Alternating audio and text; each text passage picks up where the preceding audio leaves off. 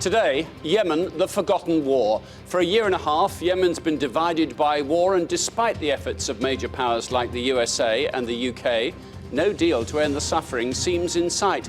Some would argue it's because of the efforts of major powers that no deal is in sight. I'm Martin Stanford. This is Insight.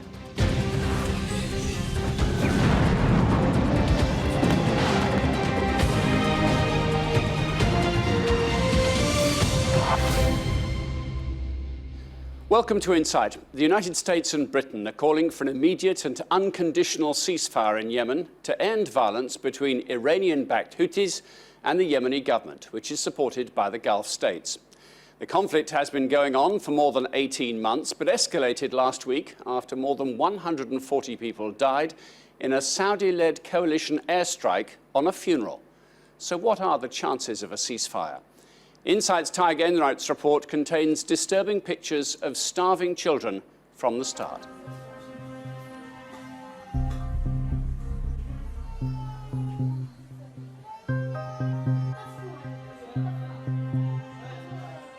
In a hospital in the city of Hodeida, parents bring the children they can't feed because of a war they can't stop.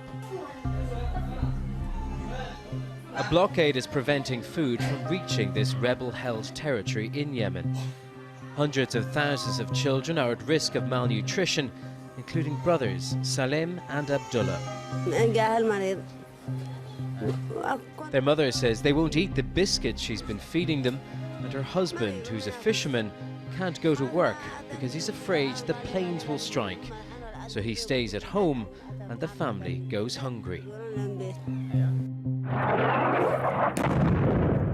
This was among the most deadly of those airstrikes, which may yet prove to be a turning point in the war. More than 140 people were killed, including some of Yemen's top political and security officials, when bombs fell on the funeral of a leading Houthi figure.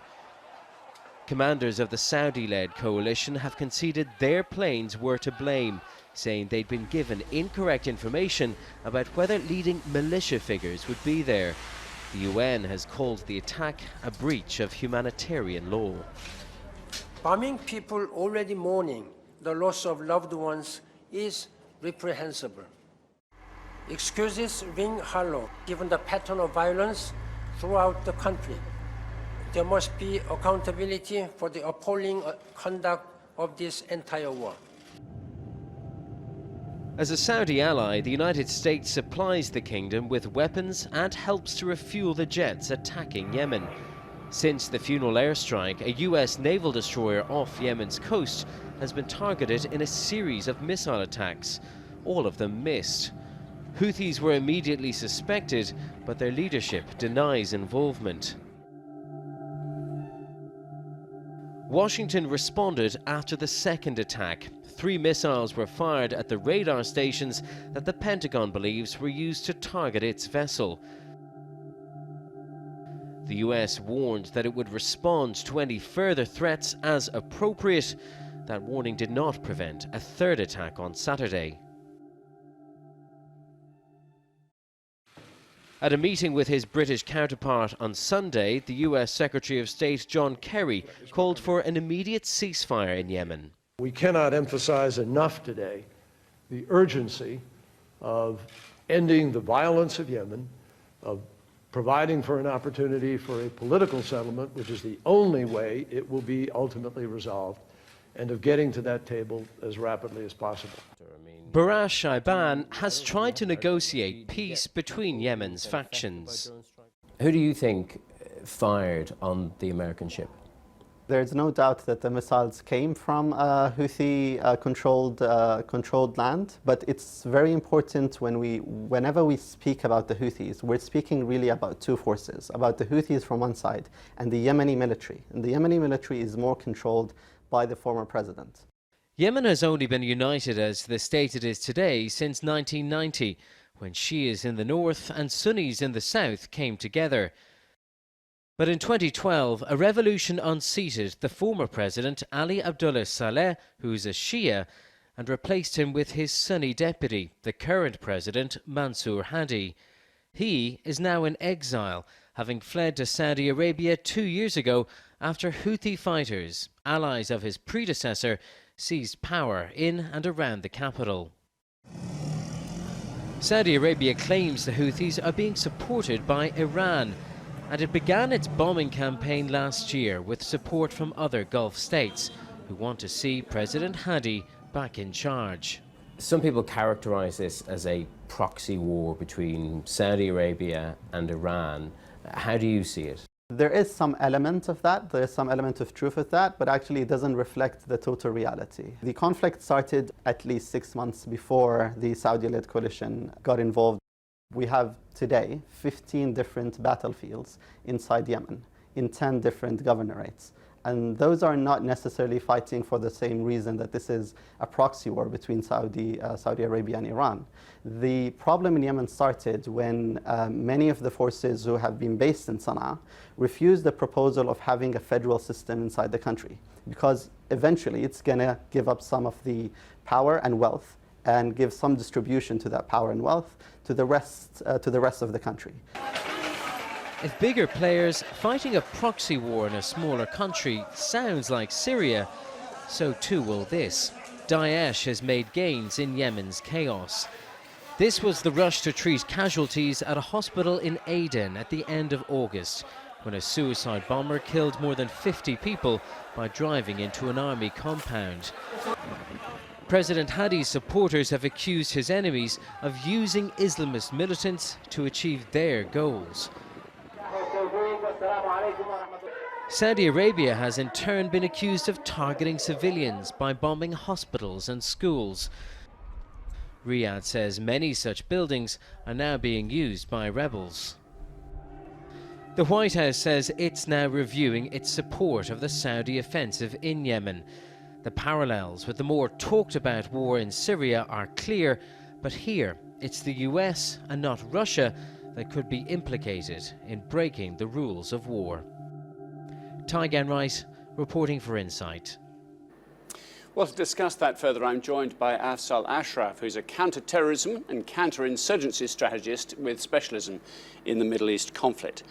In your view, is it possible to unpick this and understand why is the fighting continue? Why is there no end in sight?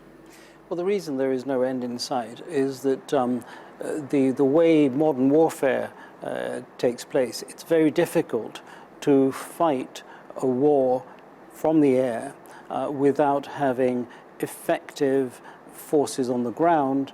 But those forces, even if you have them on the ground, are optimized to be successful against other regular forces. And what we've got here is a group of irregular fighters, and there are several, not just the Houthis. There are the extremists, Al-Qaeda and Daesh are now becoming much more prominent in that country. And you have very few regular forces fighting them. In the meantime, the over-reliance on air power has meant that we're getting an increasing number of casualties through mistakes and through other means. What we're also getting is a country that's in blockade, which is causing humanitarian suffering. About 6 months ago, the UN said 80% of the population was suffering humanitarian needs. And so that is being exploited by extremists and others. And it's non-conventional warfare on other measures, isn't it? I mean, the number of civilian deaths seems extraordinary because we don't exactly know whose army is fighting whom. Yeah. And it's not really about territory. It's about control, isn't it? Well, it is. It's about control. It's about regional powers and international powers dictating who governs where and when. Ultimately, this is what it's about. But there is a territorial element, and the territorial element, surprising enough, is Al-Qaeda, for the first time in its history, is now able to compete against Daesh by having territory, like of which it's never had before. So there are lots of mechanisms here, and it's very convenient for politicians to point the finger of blame in any direction that suits them, because there are multi-layered faults. Let's go off on a hypothetical, which may not be very appropriate, but if you could take all the external forces and the terror forces of Daesh and Al-Qaeda out of the loop, could the Yemeni people, and we understand there are long-standing tensions between Sunni and Shia. But could they build a country or return to a country that was functional and working? Are they pawns, if you like, in a bigger, wider international game? Historically speaking, yes, they could, and they have done in the past. The Middle East has been the most multicultural place on the planet, and it's dealt with the tensions in a much more sophisticated manner than other parts of the world. And this is why we have these diverse communities that have lived and flourished together for the greater part of their history. What we've seen in Yemen going back about 60, 70, 80 years ago was a war, proxy war being fought between the communists and the non-communists, and these tensions have continued. And there are ethnic differences which have historically been respected, and around those ethnic, linguistic and other differences, there is no reason why Yemen as a nation couldn't survive and flourish if it's left to do so, and if it's helped externally rather than hindered. There's the question, though. Who's really helping? I mean, the Saudis are really coming down on one side, so they're a protagonist in this. The Iranians, I think, are supporting financially, spiritually, the other side. Who's left to play the referee? The Americans can't, can they? I don't think there are any angels, I'm afraid, right now in international relations, apart from some small countries who have no influence to speak of. The US, Russia are involved in a huge competition. The Chinese are involved largely in economic competition. You've got the Iranians and the Saudis playing this game of regional influence. There are other powers in the Middle East who want the Middle East to be destabilized so that the threats they perceive reduce. So it's a very complex mix, which is really not going to lead to anything but disaster. Many of those interests can be satisfied through political means, but this use of force in civilian populated areas against non-state actors, arming non-state actors, is the route to disaster, the like of which we saw 100 years ago when the international system proved itself to be ineffective. Azal Ashraf, thank you very much indeed. Pleasure. This is Insight. Coming up, a former Yemeni government minister tells us his hopes for ending the conflict in his home country.